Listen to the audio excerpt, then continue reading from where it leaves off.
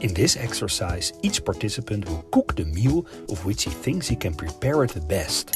Each meal should be enough so everyone from the team can have a small size of the meal, like a tapas. The day that everybody will come back to the office, everyone brings their meal. Now one by one, everybody will taste from each other's meal, while the person who prepared it tells about the meal. This is a salad with blue cheese and pear. I like to eat healthy and make this for myself once in a while. The recipe changed during the years. I used to make it with normal cheese, but I found out blue cheese tastes even better. After everyone enjoyed a few bites of the salad, the next tapas will be served. This spaghetti recipe comes from my grandmother. She taught my mother how to make it, and my mother told me. I don't consider myself a great cook, but this meal is something I can make really well. They go on like this until everybody has tasted each other's food.